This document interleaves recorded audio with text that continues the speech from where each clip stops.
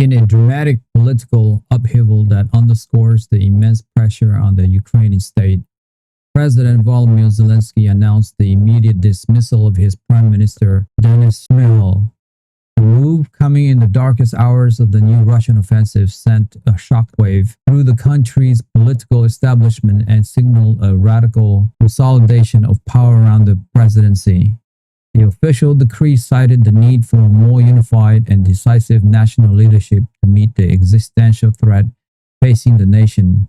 But sources within the Ukrainian government describe a more specific and fundamental clash over the future direction of the war, a dispute brought to a head by the secret strategic agreement with the United States.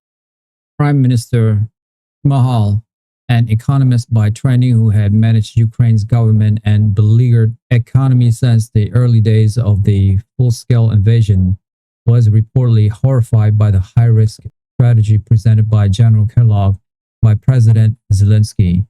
Shmyhal's role had been to keep the state functioning, to negotiate with international financial institutions, and to manage the immense humanitarian and logistical challenges of the war. From his perspective, the plan to launch a massive long-range missile campaign against targets deep inside Russia was an all-or-nothing gamble that risked a catastrophic Russian retaliation against Ukraine's remaining critical infrastructure.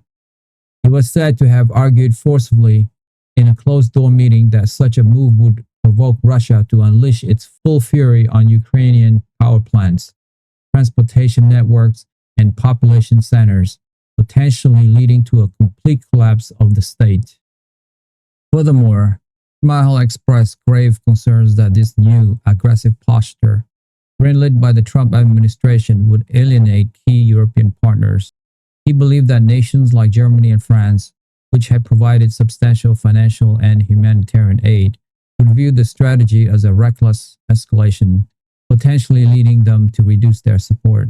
He advocated for a more cautious approach, using the new American weapons to stabilize the front line and blunt the Russian offensive, while keeping diplomatic channels open and maintaining the posture of a nation defending its own territory, not one attacking another. His was the voice of the pragmatist, weighing the devastating economic and civilian costs of a wider, more violent conflict. President Zelensky, however, had reached a different conclusion. Empowered by the firm commitment from Washington and facing the potential collapse of his military, he came to see Shmyhal's caution not as prudence but as defeatism.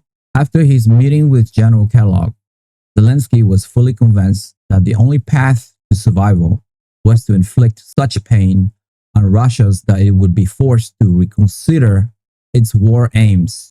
He viewed the long-range strike plan as the one remaining option to seize the initiative back from Moscow. The disagreement with his prime minister was no longer a simple policy dispute. It was a fundamental conflict over the very strategy for national survival. In Zelensky's view, there was no room for a divided government at a time when absolute unity of purpose was required for the nation's most dangerous gambit. The firing of Shmyhal was therefore not merely a dismissal but a purge of the final significant voice of restraint within the highest level of Ukrainian leadership. It was a clear and ruthless signal to the entire government and military that the time for debate was over. President Zelensky was reshaping his administration into a pure war cabinet, streamlined command structure where every official was fully committed to the new aggressive doctrine of taking the fight to Russian soil. The move was privately welcomed in Washington, where officials in the State and Defense Department saw it as proof of Zelensky's resolve and a necessary step to ensure the new American-backed strategy would be implemented without internal friction. For President Zelensky, it was the final grim preparation before unleashing a new phase of the war, a phase where the distinction between defense and offense would be deliberately and violently erased. Many of my listeners, like 70%, haven't subscribed to my YouTube channel. And so many of you don't even know that you haven't subscribed. And that is actually what makes the show going. It's almost like you're making a donation to the show. So that's why I ask again and again, because it enables us to grow and grow and grow. And we're going for the long haul here. And listen, if this is your first time listening to Sok Hain Rich, you don't have to subscribe.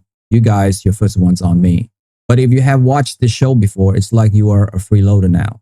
So all I would ask you is, if you have seen this show before and you like it, help me, help my team here. Hit that subscribe and like button now. And we will continue to build this show for you. That I swear. Thank you to all of you guys who have subscribed. It means a lot to me. Thank you so much. That's all for me for today. I will see you soon. Bye for now.